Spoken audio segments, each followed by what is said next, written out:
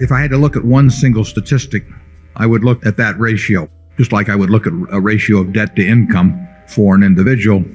Mr. Buffett, if you were to look at the balance sheet of the United States of America, is the national debt as frightening as that it appears to be?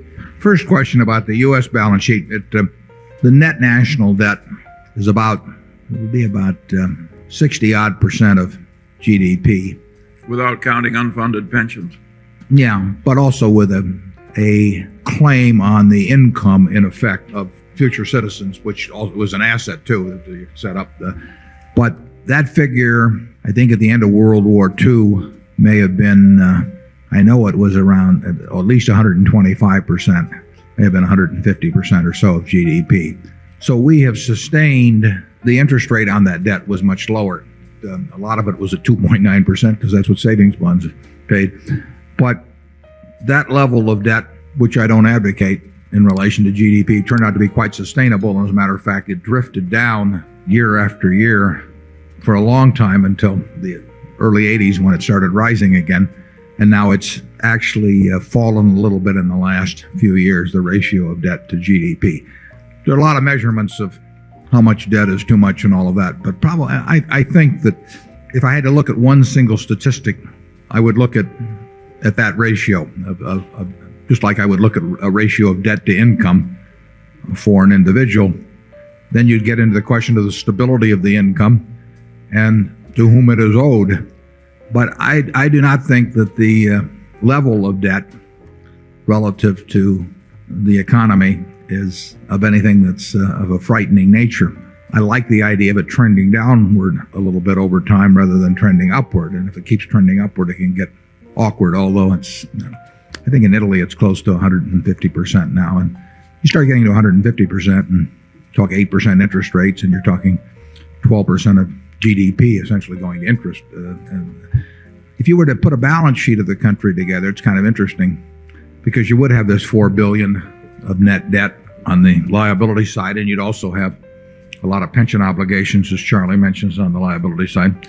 But you got a lot of assets too. You've got a 35% interest, profits interest in all the American corporations. The government, if it has a 35% tax rate, really owns 35% of the stock of American business. They own a significant part of Berkshire Hathaway. We write them a check every year. We don't write you a check every year, but we write them a check. We plow your earnings back to create more value for their stock, in other words, the taxes they get. You're trying to cheer these people up.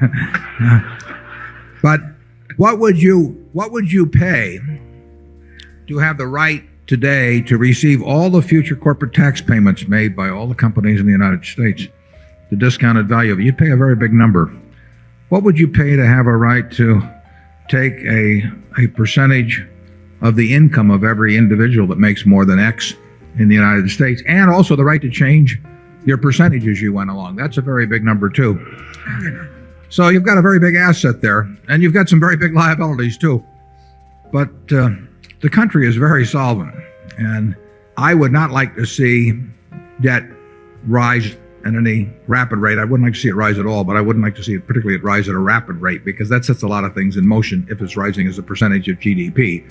But if you tell me that 20 years from now, the national debt will be $10 trillion, but that it'll be the same percentage of GDP, does that alarm me? Not in the least. I mean, so I expect it to increase, and I think there's some arguments why it may be advisable to have it increase, but I don't think it's a good idea to have it take up more and more of your income because that sets a lot of other things in motion. So I welcome what's happened in the last couple of years, which is to see it decrease modestly from the trend that existed the previous 10 or 12 years.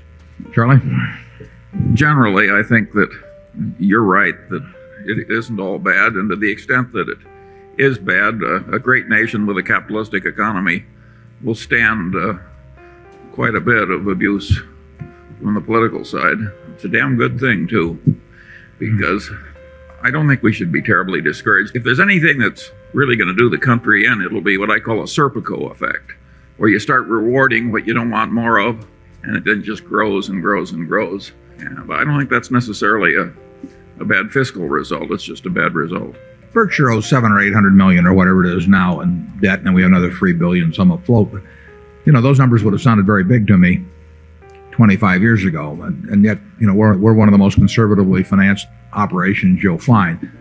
10 years from now, we may owe more money and it may be a smaller percentage still. I mean, you can't talk about debt levels without relating it to the ability to pay debt. And this country is probably in better financial shape now than it was in 1947.